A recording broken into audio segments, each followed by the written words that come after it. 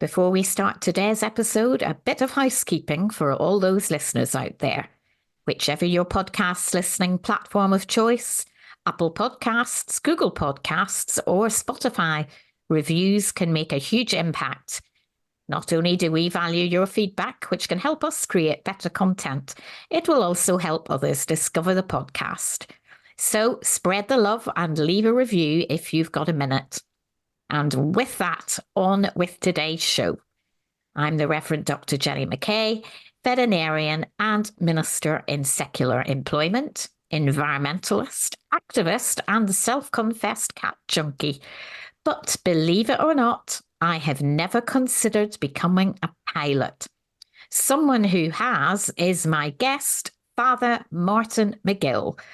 Hello, Father Martin. Thank you for speaking with us today. Very pleased to be on your podcast. Thank you for the invitation. So I know that you grew up on a farm in Aldergrove, and that was very close to the local airport. And that possibly led to your interest in all things aviation. Did you have any other career choices in mind before your journey into priesthood, or was it just the pilot? No, I did. I had an interest in social work. I remember going to my careers teacher, our careers convention, and was asked what I thought about when I wanted to leave school or university. Social work was one of the possibilities. I think I might also have thought about journalism as well. So I had a couple of possibilities. Okay, so the pilot, that was when you were very young, was it? So when I was a teenager, what happened was, you quite rightly say, I grew up beside the airport, international airport. The family farm is still there.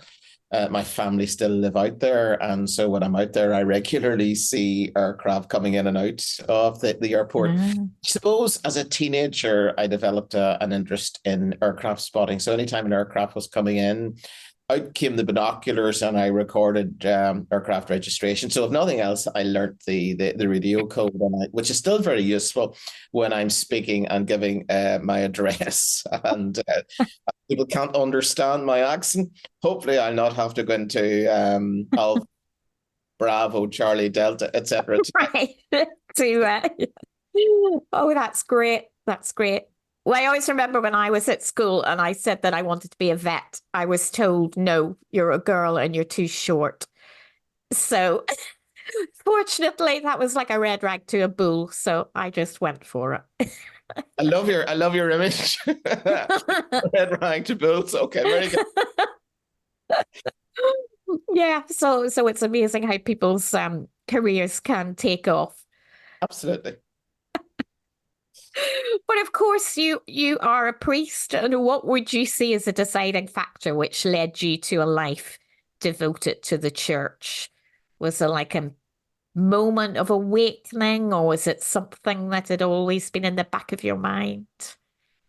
A number of things. So whenever I give my testimony and I reflect on growing up, the local priest who lived in the area at that time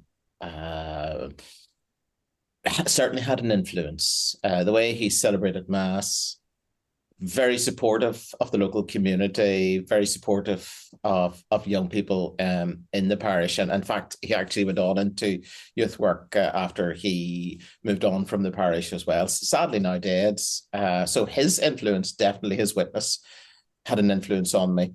But I think also having conversations with neighbours and obviously getting a bit older, maybe 16, 17, 18, and listening to people. And I suppose one of the things that has been a lifelong theme for me has been listening to people and listening to people's stories. And whenever I find people really are very honest and speak from the heart, I find that very moving. And I think in some ways there's a certain sense of privilege. I almost feel in some ways it's like that piece in Exodus 3:16 that I feel as if I'm on sacred ground. It's almost encountering God in some of those moments. And I think also just in my own spiritual life, moments of thinking, am I being called to priesthood? So I would say a number of different things. It was something that certainly had stayed with me. But there are certainly moments in my vocation story where I felt called. So a gradual progression, I suppose, with little pinpoint lights of awakening along the way. That's a lovely way to put it. Yeah. Oh, I think whenever I was maybe around about second, third, fourth year in school, I think I had really lost the idea. Okay. It's only really probably when I was going to do my GCEs, as they were in those Oh, days, yes. Yes, right. that the notion came back to me, and I suppose there was a sense of this is still with me. This Okay. is something that I have to at least test out. And I suppose when I went when I began my studies in 1980, there was a certain sense of, well, I think I'd better at least try this anyway. And I'm now Okay. 5 years ordained, so I'm still with it. Wow. Definitely, definitely the right choice for you. Oh, there are moments that I think, yes, very. And as you had the tremendous privilege as part of your priesthood studies, you lived for 4 years in Rome. So that must have been an incredible experience. What parts of that eternal city, either in a spiritual or historical sense, made the biggest lasting impression on you? When you say privilege, yes. And whenever I went back home, I felt I was homesick for a Oh, year, did you? settling back. I mean, trying to settle back into here again. There was just so much. So I had studied ancient history for as a 1 year GCE whenever I was Oh, doing yeah. that. Well, and so the hearing of the likes of the Roman Forum, and then actually coming and seeing the Roman You know. Forum, seeing some of those places. So yes, the Colosseum from an historical point of view, but more the sense, and it's the spiritual sense of that, of realizing that Christians were actually being used as sport for people, thrown to the lions, and there were people gawking or cheering or whatever it is. So that, walking almost on a daily basis, and indeed pretty much on Mm-hmm. a basis past the Colosseum, certain churches really had an influence on me. And about 2 years ago, I'd gone back on a pilgrimage to Rome. And lo and behold, what I did was I went back to the church, St. John Lateran Basilica, where I was ordained. So I was back, hadn't been to Rome for maybe 10 years or something like that. Felt called. The very first place I went to was the place where I was ordained a deacon. Right, right, right. So have you been back there since? So the last time, as I say, was 2 years ago, and it was lovely. In many ways, I was actually reminiscing. I had the opportunity to do the first part of my studies for priesthood, and my Okay. studies Okay. in one university with the Society of Jesus, or the Jesuits, and Mhm. then I was able to do a master's in another university, this time with the Dominicans, and I visited both universities. And in fact, actually, I was um, able to go to a lecture one Friday afternoon in the Angelicum University. There was one of the other students who was studying there said, would I like to come along? And I said, I'd absolutely love to. So it was really good to do that. So I have to say, Yeah. education, the Yeah. lectures Mm. were particularly good. And were these all in English or Italian? So started off the first 3 years were in Italian, and then the masters was in English. Now the tutorials were in English, but certainly the Right. lectures were in Italian, and it really felt like sink or swim right from the very start as a first year, and really sort of struggling for the first Mm. number. Now there were notes as well from Okay. previous years that helped. But as the Right. years went on, it became that bit easier to understand what the professors were saying. Okay. So you're bilingual as well. Well, I would have been Trilingual, good, probably. but I'm now, I was ordained in 1988, so I very seldom am using Italian, so it's getting Mhm. very rusty. If you don't use it, you'll lose it. You lose it, absolutely. So, moving away from Rome and getting closer to home now, you're an active member of the pressure group Stop Attacks, and that's an organisation that looks to put an end to legacy issues of the paramilitary style violence in Northern Ireland. Can you tell us a little bit about your involvement in that group and how hopeful you feel that the tide can be turned on these long-standing historical issues? Yeah, I suppose it really came from seeing young people whom I've got to know in my parish work. I was in a parish in the west of the city now some years ago. I'm now back to another parish in the west of the city.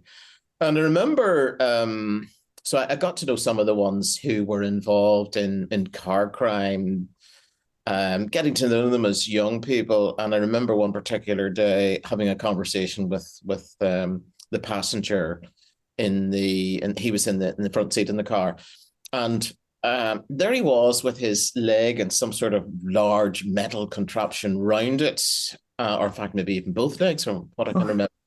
And what he was actually telling me when I said, "What has happened? Did you fall or something?" He said, "No, no." He was actually taken out and shot. Um, can't remember his age. He possibly could have been 17, 18, or something like that. But and I know people find this hard to believe, but I mean these attacks, I stop attacks will the group will talk about them as human rights abuses. mm-hmm, These back into the early 1970s. mm-hmm, In fact, I mean, there might even be examples in our earlier troubles where mm-hmm. people had been actually armed gangs had been taking people out and shooting them, but they were certainly doing that during the troubles, or Good. beating people up, Yeah. or the public shaming of people. So, as a pressure group, we use primarily our influence in social media, but we are Yeah. at times invited into maybe radio programs or TV Mm-hmm. programs to comment on it. And so we use the opportunity to highlight them. You were asking there about the hopes of being able to turn something. So, one of the things that we've noticed, say, over the last 4 years or so, there has been no young person, there's been no child under the age of 18 who has been a victim of these. Whereas since the Good Friday Agreement, Mm-hmm. there in the earlier days of that, there had been children as young, I think it was 11 or Right. 12, had been Mm-hmm. victims of these. So there has been a bit of a turning, and I think part of that is because more and more people are speaking out. Mm. So very recently, for example, in Derry, Londonderry, on Easter Monday afternoon, there was a non-notified parade, and a number of young people picked up or got petrol bombs, and they ended up actually burning out a lorry. And but what's very clear to those of us who follow this very closely is those young people are being manipulated. Mm-hmm. So as a group, we would have been, calling out the grooming, as we would see it, the coercion of Right. young people, facilitating to have petrol bombs, which could have done harm, maybe Absolutely. Mm-hmm. caused a huge amount of harm or even caused a fatality. So we will call that out. And we've seen more and more people join us in that. So there is That's a good. we've had quite a journey to go yet, but we Yeah. feel it's some progress. Things are turning. Yeah. Yeah. That's really, really good that you're seeing fewer and fewer young people being drawn into that. Because at the end of the day, everybody really wants peace, don't they? So yeah, we certainly. I mean, I grew up during the Troubles. I went to school between 1973 and 1980 in North Belfast, and those were traumatic times for Mhm. so many people. And even seeing, for example, just some of the mayhem on our streets in Yeah. those times, and any of us who have lived through that, just aware of the amount of suffering, the legacy that the Mhm. legacy that's still with us. None of us want to go back to that. Why would we? No, no.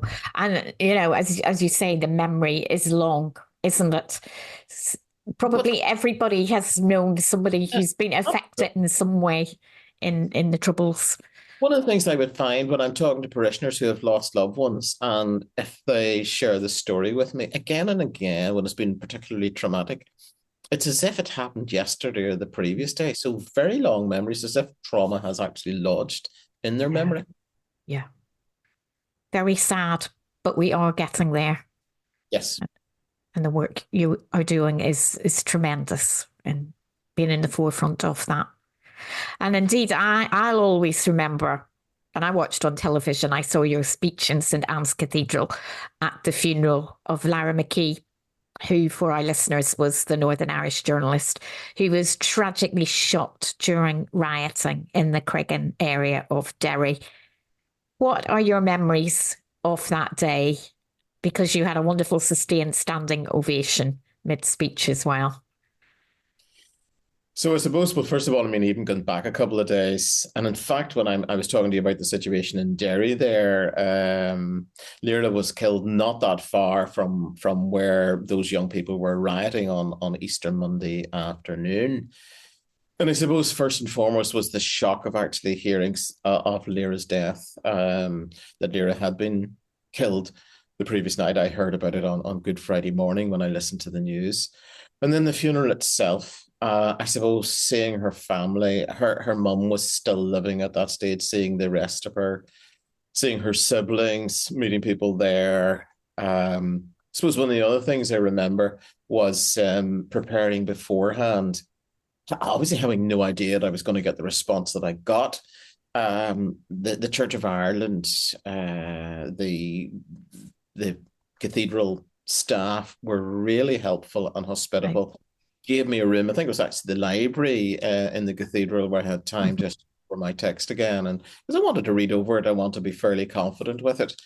And so part of the difficulty was whenever I stood up, I couldn't hear where I was in the church because the BBC was streaming the whole thing. I think it was the BBC, or certainly the whole thing was being streamed. But so as to allow for that, that actually switched off the speakers in the choir area, which is where I was. So I couldn't hear what previous people had said. So it's almost as if I'm coming in having almost no idea what had been said beforehand because we simply couldn't hear because the whole focus had been to the body of the church. Right. I suppose very much struck by the number of people in the cathedral. I had no idea, again, there were so many people outside afterwards as well. And when people started to applaud in the middle of my homily, I've never had an experience like that beforehand, and I've never had one since it. I actually didn't know what to do. So as people were applauding, and I remember the thought that was going through my head as I was biting my lip at the time, thinking, now what do I do? Even from a practical point of view, do I finish my sentence? Do I? Yes. So new experience for me. So I was, I was very conscious later on because I was encouraging people to have the confidence, to build the confidence that if they have any information to bring it to the police. I was expecting I might have got some sort of a reaction to that. I certainly wasn't expecting the reaction that I got to the early. Yeah. Incredible, wasn't it? And people obviously, empathized with that awful situation. Well, I think what was the case was I think people were really frustrated. So yes, there was quite a lot of media focus on the leaders going to Craigan and standing together. But because there had been yet another political vacuum over the year, there was a definite sense of frustration. Whereas if I look at where we are at the moment, I'm picking up from a lot of people, they really appreciate the leadership that Michelle and Emma, our First Minister and Deputy First Minister, are giving at this time. I was at a conference earlier today where the two ministers spoke at it, and it was very clear how well received they were. So I think in some ways, without actually realizing it, that I tapped into a frustration that was so strong for some people. Yeah, because I think there was some movement after that time, after your speech. Wasn't there? Was there a slight kind of softening, trying to get some sort of approach between the two parties? But obviously it wasn't anywhere near as what's happened more recently. I suppose what happened was, I think that a number of the politicians recognised the strong community feeling that this has gone on long enough. And I got the sense that they came under pressure. And again, the likes of Lyra's family, for example, had, used whatever influence they had to encourage our politicians to get back to the assembly, to get back to work, as it were. And then, well, later on, we did have the British and Irish governments, the Secretary of State and the Taoiseach from the Republic coming together and really encouraging our politicians, which led to another key moment which allowed the politicians or encouraged the politicians to get back Yeah, again. yeah, yeah. But unfortunately, it broke down Broke again. down again. Yeah, yeah. We're now in a new phase. We're in a better phase, as you say. And those two ladies seem to be working well together. The dynamics look very good. They seem to be very comfortable with each other, and certainly some of the efforts that they've made to date are very encouraging. That's great to see. So I'm going to step back a little bit in time, just going back to 2018 when you wrote your first book, The Poor Clares in Belfast, between 1924 and 2012. And that was writing about the experiences of 5 nuns in the city of Belfast. And it included letters and eyewitness accounts of the Belfast Blitz in 1941. Can you tell me a little bit about the process of writing and researching the book? And do you have any plans to write another? So, a book that I read as a seminarian was called Surprised by God. It's a spiritual book by a priest called Father Gerard Hughes, who's a member of the Society of Jesus, a Jesuit.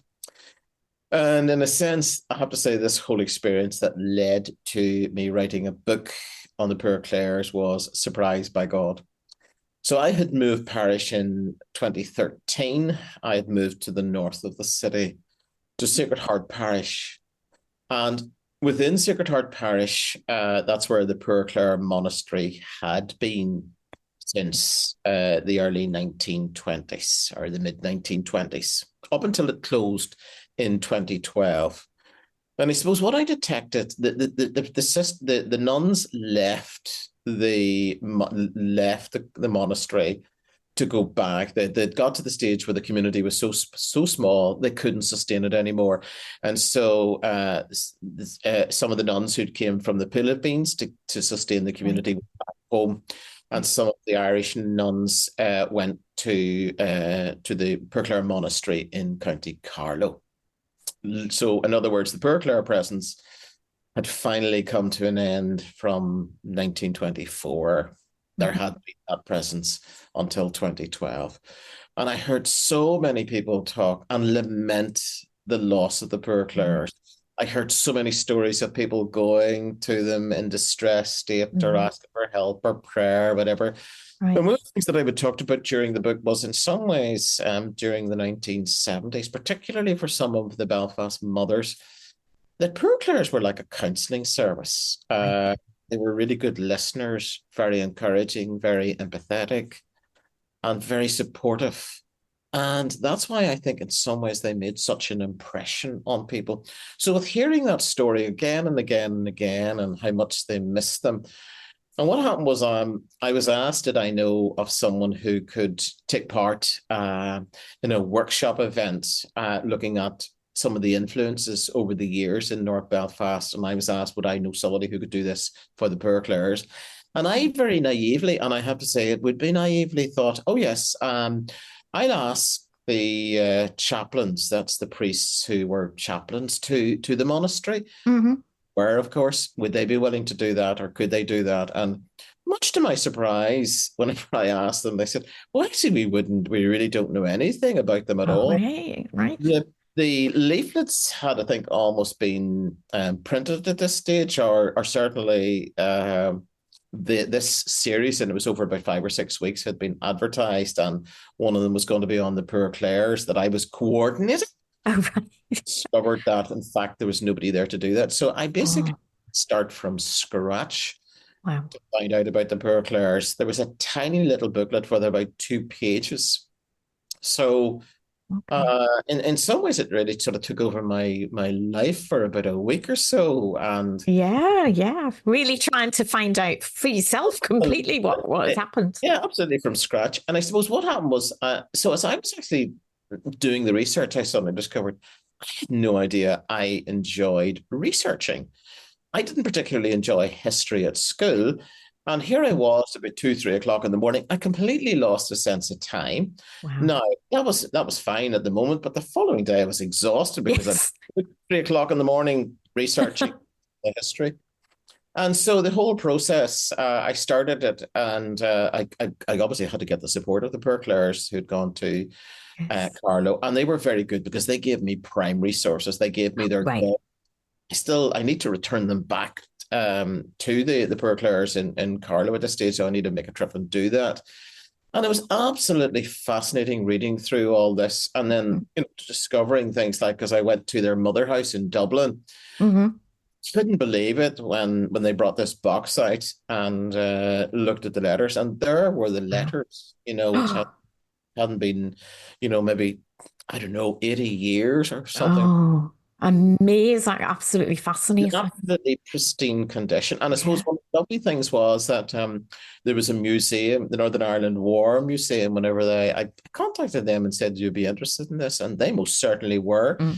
The curator went off to Dublin to collect the letters, to get them professionally photographed, to put them in the exhibition, and then return them back to the Poor Clare nuns as well. Wow. Wow. And I suppose what then happened was I realized I was going to need a bit of time. So I approached the bishop and said, listen, could I have a short sabbatical of about 3 months to write this book? And he said to me, there's no way you're going to be able to write a book like that in 3 months.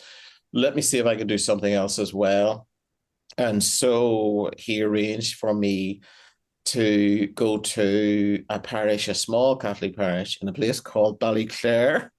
Ah, that is funny, isn't it? Yeah, we were just talking. So I ended up in Ballyclare, Claire. very small parish, lovely experience there as well.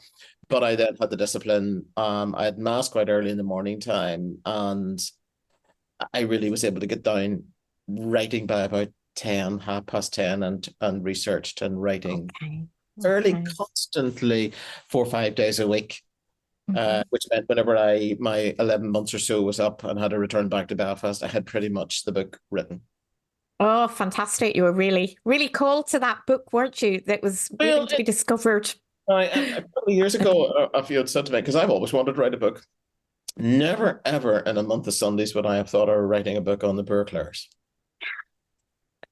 There you go. And is it the Poor Clares, are they just based in Carlow now? No, they've also got a monastery still in Dublin, but like other religious orders as well, numbers have declined. Certainly here in Ireland, I think probably something similar in England, Scotland, and Wales. Yeah. The numbers have drifted away, haven't they? Yes. Yeah. There's not the same sort of people feeling called to that way of life. I know I've been on a couple of silent retreats. There's a Jesuit centre at St. Binos in North Wales. Oh, yes. I just love silence. So I love silence as well. And I suppose that's one of the things. In fact, I was actually just thinking I could do with the retreat. I just need that silence. I do. I just need that headspace because there's just so much noise and so many different media, with the exception of this podcast, of course. But I do know some priests, at part of the ordination as well, we went for a silent retreat, and some people really struggle with that. And I just couldn't understand it because I need peace to get in touch with my inner soul, really. Oh, very much so. I would share that with you as well. I know, for example, there's a Benedictine abbey in Rostrevor in County Down here in Northern Ireland, and it's they're very, very strong on silence. But again, I'm aware, for example, some people when they go there struggle with it. So maybe they don't necessarily spend a whole day there. They maybe go for a few hours to start with. I used to spend my annual retreat there and just loved the silence. And it's very, very difficult coming back into the real world, isn't it? I was always struck by you get in the car and you're driving away and then you get on the motorways and the noise is building up. Yep. Oh, very much so. Oh, yeah. But I suppose that experience of actually having time to get in contact with the soul. Exactly. So we've talked about your interest in history, and you've expanded that in recent years, haven't you? You've become very involved in the Belfast Street Names project, and that's looking at unearthing the fascinating history behind the names of streets in Belfast. Could you tell myself and the listeners about a couple of the most interesting discoveries you've made since the project began? Yes. So if I maybe begin with a place in North Belfast, And this has been one I've been sort of researching for a while. And I thought, in fact, I had an answer. And then someone was able to share with me what I think is actually finally the answer to it. Because this one, and it's been debated really, I think, for 70, 80 years, this one. And I think we're finally Right. getting Mm-hmm. to the conclusion to it. It's called Iaya Street, and I'm going to spell that. I may as well do it in radio code. So it's Echo India Alpha Iaya. Oh, Uh, yeah. Lots of people wondering where did it come from. So there was a theory. It was called after a developer called Allworthy, and the street beside Iaya Street in North Belfast, just off the Antrim Road, is called Allworthy Avenue. So his first name was Edward, and then there was a theory that his middle name must begin with the letter I. That's been debunked. Then another theory that it was called after three daughters of a man called McCrory, R.A. McCrory, who was a Belfast solicitor who had built a house called Iaya House. And it was called, and that was the direction I was going in. I even discovered that, in fact, yes, indeed, R.A. McCrory had three daughters, Elizabeth, Isabella, and Anna. And I thought that was the solution. Yeah. Yeah. But then sent me uh, an article in the Belfast newsletter dated to 1937, where one of R.A. McCrory's daughters, called Olive McCrory, had written to a journalist or to a columnist who'd actually expanded the theory and said, here's the reason for it. It's called after his three daughters. But she, in fact, actually said, now, interesting theory, but it's not quite right. Not accurate, because the house was built before the daughters were actually Yeah. or the Aya house. And what she then said was that, in fact, her father got the idea of calling the house, and then the street was called after the house, from an ordnance survey map in looking at London and some place called Iaya. And there is Iaya Manor. And if your listeners know anything about Iaya Manor in London, I think it's obviously changed, and I think it's not that far from Westminster, that sort of area as well. Right. Know anything that I'd love to actually be able to locate exactly. So this will be around about the 1870s, whenever Iaya House was being built. Would love. Oh, amazing. Amazing, isn't it? Staying with North Belfast, I'll just mention this one very briefly. This one was a fascinating one. I would put a lot of appeals out in Twitter or X. I think I find it easier calling it Twitter than X. And I did this one a couple of days ago. Cambria Street again, which is north of the city. Where did it get its name from? And some people thought it was called after a battle. But in fact, actually, it's gone back to the linen trade. And linen was hugely significant in Belfast. Belfast got the name of Linenopolis, such an influence on it. But in short, it comes from a place in France called Cambrai, and Cambrai Street or Cambria Street. Our local pronunciation will be a bit different from that. So actually, linen, there's a particular type of linen is associated with Cambria in France. And so the people who wanted the street names, because they owned the property or they owned the land, and they had set up a mill, and they were clearly in the whole flax trade or the linen trade. Cambria from there. I'll maybe just mention two more very briefly. One in the south of the city, Cameron Street, which is close to the university area. And this actually comes from the name of a preacher, Reformed Presbyterian or Covenanter, Richard Cameron, and who was martyred or put to death in Scotland in 1680. And so there are a number of streets called after people who were part of that Reformed Presbyterian. So is he born in that area? So he was born, well, he wasn't actually born in Belfast, he was born in Scotland. But I think because of the number of people who'd come over from Scotland, that whole sort of Reformed Covenant tradition was certainly significant. There's a Reformed Presbyterian church not too far away from Cameron Street. Okay. And then the final one I'll mention is right beside me here. I'm in the west of the city on the Falls Road. It's called Hugo Street. It's right beside the church. Hmm. It got its name in the 1890s. Another solicitor, obviously solicitors were very wealthy in those days, probably still are. And he had a son called Hugo Quinn, and he called Uh-huh. the street after his son Hugo in the 1890s. Now, he Okay. would have known at that time, but his son became a priest in the Redemptorist Uh-huh. order, and indeed had a leadership responsibility within the Redemptorists. So Hugo Street off the Falls Road is Yeah. named after that brother. Wow. I think there's another book in the making there.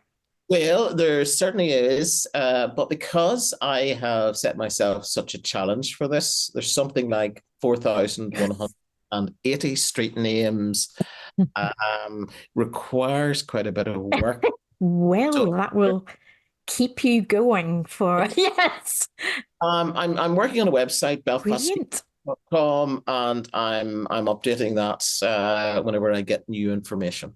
Oh, fantastic. And what's the name of the website again? Street. Belfaststreetnames.com. So the idea would be that people, if they wanted to know something about a street, they put the street name in there in Belfast and they search. But there's also a blog as part of it as well. So a number of different people have written pieces on it. There's someone actually been, it hasn't been put up yet, but someone has written about the influence of some of the Oh, shipbuilding yeah. Yeah. and names of streets been called after ships in Well, Belfast. I'm sure that's something that the listeners would be very interested in looking into. Fantastic. And one of the things that really speaks to me is your strong belief in interfaith dialogue and the importance of acceptance and understanding of other religions. Do you think that this idea is becoming more prevalent within the Christian church? And how key do you think this mindset is in creating a more peaceful society in general? So I suppose if I take a look at um, interchurch, first of all, in other words, that's the relationships amongst the Christian denominations. It seems to me that there's not the same emphasis as there would have been maybe 10 or 15, 20 years ago. So I think we need to go back and take a look at that again to look at how different denominations can pray together, work together, study together. I think it's also really important that those who have responsibility, theological responsibility within the different Christian denominations, should continue to be involved in dialogue to see how do we resolve some of these ways? How do we find ways of overcoming some of those divisions that in the past led indeed at times even Mm. to bloodshed? Because Jesus' desire that his followers would be one. So I think that's a piece of work that needs to be continued and developed. I would have to say, here for us in Belfast or maybe wider Northern Ireland, the issue has become so much Protestant Catholic that we really haven't focused that Mm. much on interfaith.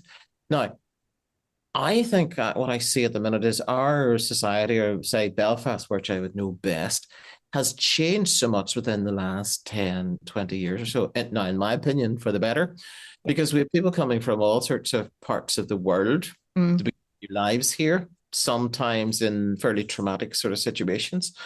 And now, in the past, I would have heard, even used in the media, the phrase the two religions, and they would have been actually talking about Catholic and Protestant, which, of course, at the end of the day, Catholic and Protestant are part of the one Christian religion.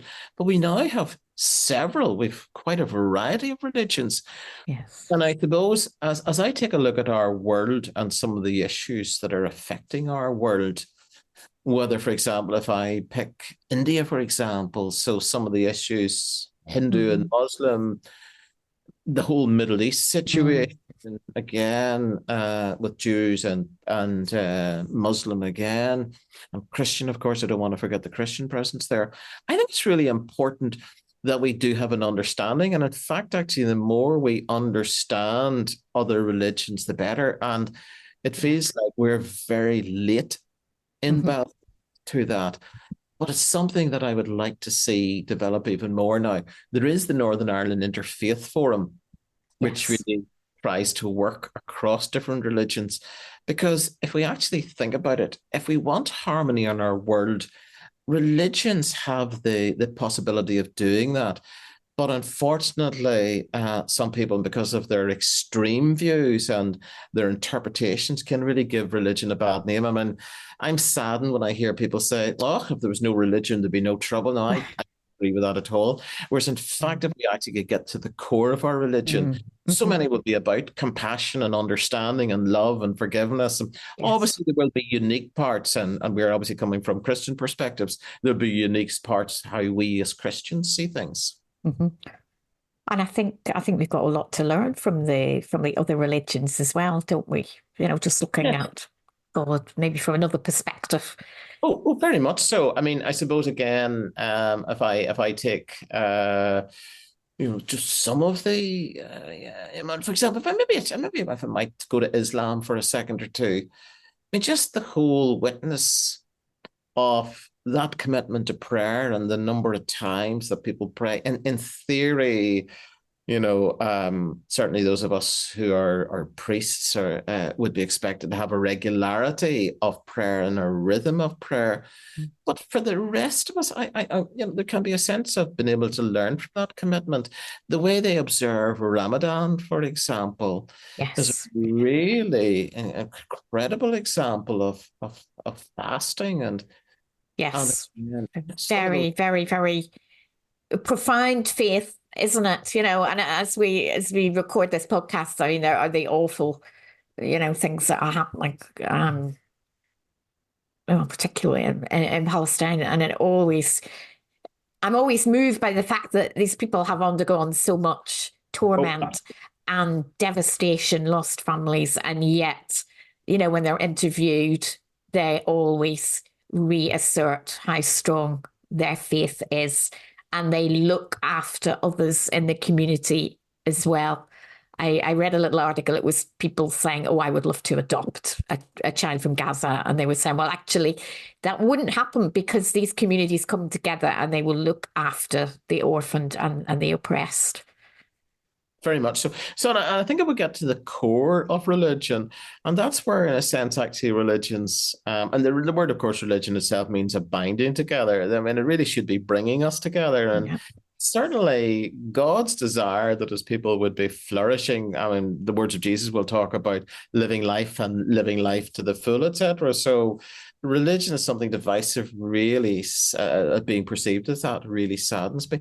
But I'd be a great believer in that. But certainly, as I look at our world at the moment, and I suppose in particular, I'd love to see the media rather than actually, spend less on their religious programming or spend, their religion department within the media, sort of thinking, oh no, there's Yes. I think that the world at the minute really needs a better understanding of religion.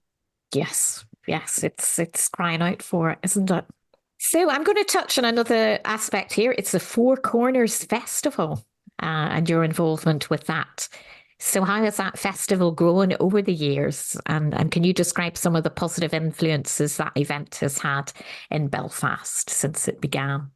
Yeah, so it grew just with a very, very small committee way back in 2012, and we've been putting on an annual festival ever since. We're now preparing for the 2025 one. We're already getting some ideas of the sort of speakers. We've put out a few feelers at this stage of who we would like, and I suppose over the years, just encouraging people to come to it. It's growing in the sense that we've been able to get funding from a variety of different sources. The executive office here, the Good Relations Unit, Department of Foreign Affairs in the Republic have been very supportive. A number of other organisations, Black Santa as part of Oh, yeah. Belfast Cathedral has been very supportive. And because we've had that sort of support, we've been able to buy in the services of a PR company, and they've been able to use their expertise to get the message of Four Corners out. And, it has encouraged people who haven't been to these sorts of events before. So, in terms of its influence, and I just heard this yesterday, I was visiting one of the people who works for Belfast City Council, and she was telling me she was on an event in Four Corners a couple of years ago. We have what's called a Wonderful Wander. Two of our members who have an interest in poetry and literature and storytelling, they lead a wander from different parts of the city. And the whole idea is to encourage people to go on this and to get to know a part of the city that they wouldn't normally go to or might never have been to before. And she was telling me afterwards that she got into a conversation with an older woman who was actually saying to her she'd never been to the part of the city that the walk started in. Okay. And the Debbie, who works for the council, asked her, "Well, how did you find it?" And she said, "I felt very safe. In fact, I really enjoyed it, so much so that I'm going to bring my family and take as well." So the whole idea is trying to encourage people to get to know the whole city, and particularly to explore those parts of the city that they wouldn't have seen as theirs or their particular corner. And Yes. so that whole sense of, we would talk about bringing Belfast together. Oh, brilliant.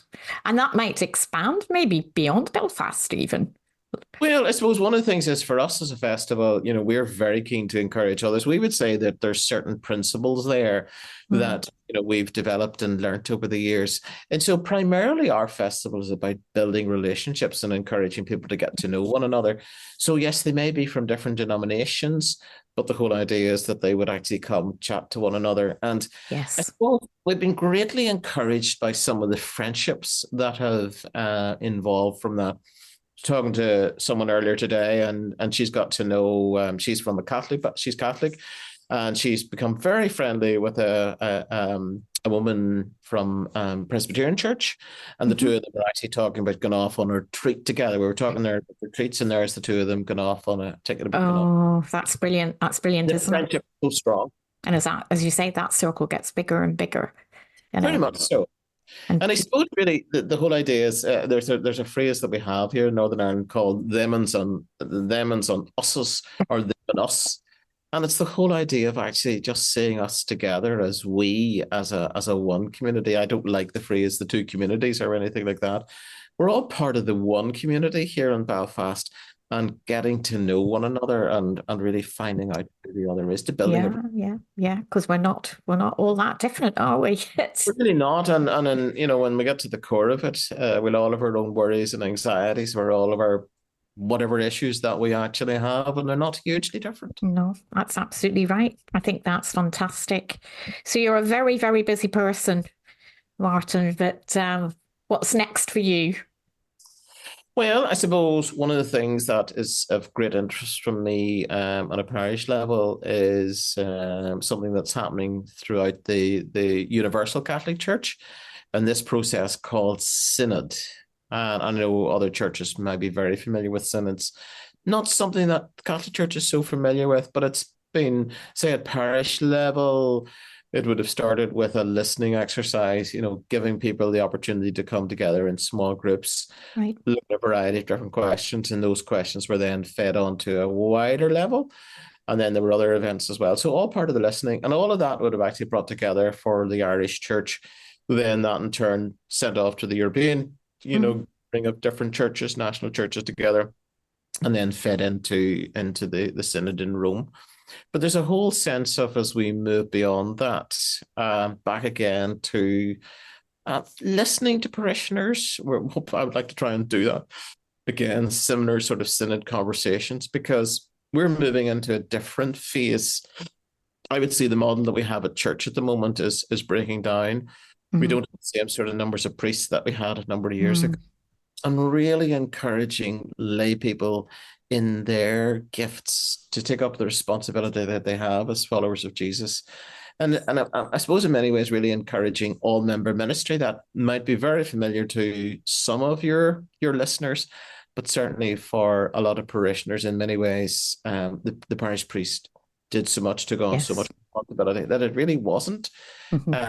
To other people, maybe apart from maybe helping in some ways, but this is developing leadership skills, and I happen to think it's a very exciting time to be in church at the moment. Yes, and I think there's an awful lot more administrative work as well, isn't there? So, the parish priest cannot do everything. Oh, very much so. And I suppose the whole question of governance, and if I take specifically within the Catholic Church there, I mean, the whole scandal that we had of clerical abuse, the abuse of children or vulnerable adults, I mean, it's been absolutely horrific. And as a consequence, we've really had to look at our whole safeguarding policies. And very encouraged. I was listening to a local program here on Radio Ulster on Sunday past called Sunday Sequence. And they had two academics from Queen's who'd been looking at, say, some of the apologies that had been given in more recent times by leadership in the Catholic Church, and also looking at some of the safeguarding policies. And I was really very glad to hear them talk about, certainly as they look at some of those policies, the robust nature of them. So it's taken a long time to get us to this stage, Yes. but we're certainly in a much better. It's horrific that we've had so many people have had to suffer to get us to this point. But that said, we are now here, but we need other people to be involved in safeguarding. So we have a small committee here. In fact, they're due to meet tomorrow evening, Wednesday evening. Right. And again, so they would be looking after, making sure that we're following all the different safeguarding in the parish. They're looking, make sure that anybody who volunteers, we go through all the Yes, you've got all your DBS clearance, etc. Yeah. Oh, absolutely. Yeah. No, very, very, very important that stands up to the rigorous standards, I suppose, that we have in other organisations. Absolutely. Oh, very much so. And now, as I say, I'm encouraged that we have these robust policies and that we're actually putting them into practice. I see a huge change. I'm ordained 35 years. I just see a huge change with regards to safeguarding. And I suppose in many ways, because I suppose we have to follow through. We talk about safeguarding. And so, for example, when we're, inviting, say, young people to be involved in assisting at Mass or altar servers or whatever, we need to make sure that we have all the proper procedures and that they are completely safe. Absolutely. And that's how it should be. And that should be a real, comfort to people as well going forward. Well, Father Martin, it's been an absolute pleasure to talk to you. I'm a very, very strong believer, particularly in talking across different faiths, and some of what I do on the internet as well is trying to reach out to other people and get other people talking about their points of what they agree on. So it's been a pleasure hearing about that aspect of your work and everything else that you're doing and helping to restore and maintain peace in Northern Ireland. I know you've played a pivotal role, and I'm sure you will continue to do so. So absolute pleasure. And I would just tell the listeners that they can find out more about you on your webpage. We've already mentioned that, the Belfast Street Names project, but you're also very active on Twitter and X. I always find it very hard to say X as well. I find it very difficult. It just sounds, people really haven't become familiar with X. It's just so much easier to say Twitter. So thank you very much. Thank you very much again. I appreciate the invitation to take part in the podcast, Jenny.